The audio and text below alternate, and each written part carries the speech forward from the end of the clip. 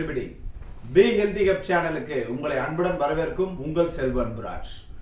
இன்று பிறந்தநாள் மற்றும் திருமண நாள் காணும் அனைவருக்கும் எங்களோட வாழ்த்துக்கள்.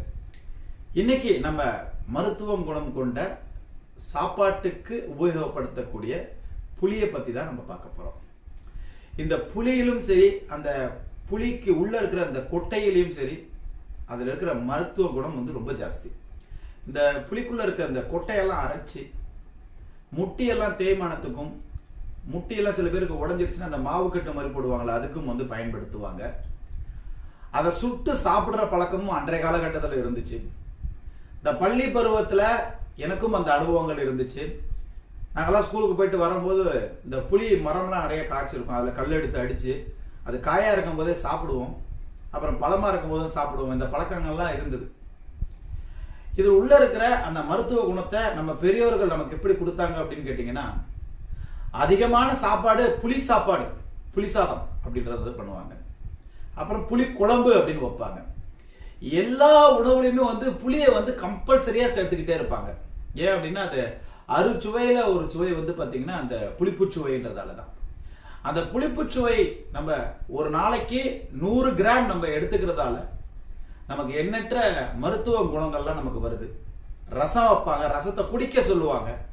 இப்படி பல மருத்துவ குணங்கள் கொடுத்த அந்த புளியினால அந்த புளிக்குள்ள இருக்கிற சத்துக்கள்லாம் என்னன்றதை பார்த்தீங்க அப்படின்னா, ஒரு ஆன்டி ஆக்சிடென்ட், அது விட்டமின் சியும் விட்டமின் பியும் விட்டமின் டியும் இருக்கு, அண்ட் கால்சியம் இருக்கு, அயன் இருக்கு, மைக்ரோ நியூட்ரியன்ஸ் நிறைய இருக்கு, பொட்டாசியம் இருக்கு, பாஸ்பரஸ் இருக்கு, மெக்னீசியம் இருக்கு.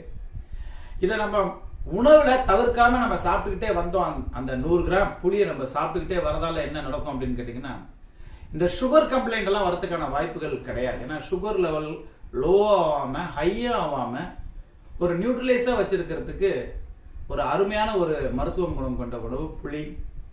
அதுக்கப்புறம் இப்ப சின்ன வயசு பசங்களே நிறைய பேருக்கு முட்டு வலிக்குது, கால் வலிக்குது, முட்டு வலிக்குது, கால் வலிக்குதுன்றாங்க. காரணம் என்ன அப்படின்னா, இந்த மாதிரியான சத்துக்களான உணவை வந்து நம்ம வந்து எடுத்து வச்சிடறோம். முதல்ல வந்து ஏன் அந்த புளியை போடுவானே, புளியை நம்ம எடுத்து தானே ஓரமாக வைக்க போறாங்கன்றதால இன்றைக்கு புளியை வந்து அவாய்ட் பண்ற ஒரு சூழ்நிலை, அவாய்ட் பண்ற ஒரு சமையல் முறையும் நிறைய வந்துருச்சு. அதை கண்டிப்பா மாற்றி அந்த புளியை சேர்த்துக்கிட்டே வந்தோம் அப்படின்னா இந்த மூட்டு வலியெல்லாம் வராது.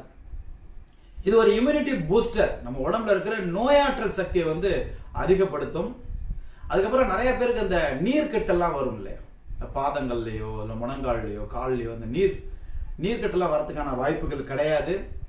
என்னைக்குமே வந்து ஒரு ஆக்டிவா வச்சுக்கணும். நம்ம என்னைக்குமே வந்து ஒரு ஆக்டிவா இருப்போம். மற்றவங்களை பார்த்தா என்ன ரொம்ப சுறுசுறுப்பா இருக்கானே அப்படின்னு சொல்லக்கூடிய அளவுல நம்ம ரொம்ப ஆக்டிவா இருக்கிறதுக்கு ஒரு நாளைக்கு நமக்கு 100 கிராம் புளி அவசியம். அடுத்து வெயிட் லாஸுக்கு இது ரொம்ப ரொம்ப முக்கியமானது.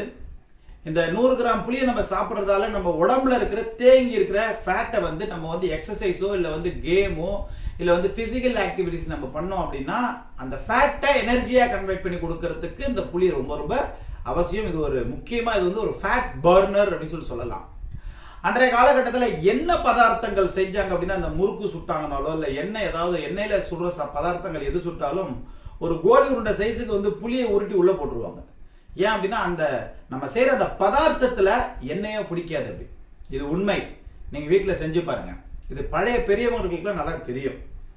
அப்படின்னும் போது அதை நம்ம சாப்பிட்டு முடிச்சது அந்த ரசம் சாதமா சாப்பிடும் போது, ரசத்தை குடிக்கும் போது நம்ம உடம்புல எங்கேயுமே வந்து பாத்தீங்கன்னா ஃபேட்டே டெபாசிட் ஆகாது. அந்த ஃபேட்டு வந்து ஏற்கனவே டெபாசிட் இருக்க ஃபேட்டு வந்துட்டு பர்ன் ஆகக்கூடிய ஒரு அருமையான ஒரு உணவு. அடுத்து வந்து ரத்த அழுத்தத்தை சீராக்கும்.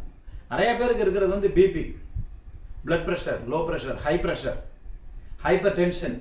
இது எல்லாத்துக்குமே வந்து பாத்தீங்கன்னா ஒரு நாளைக்கு நேச்சுரலான ஒரு ஹோம் ரெமெடியா பாத்தீங்கன்னா புளியை நம்ம எடுத்துக்கிட்டு இருந்தோம்னா ரொம்ப ரொம்ப நல்லது.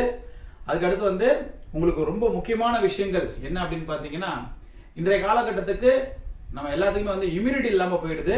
நான் ஏற்கனவே சொன்னது மாதிரி இது ஒரு இம்யூனிட்டி பூஸ்டர்.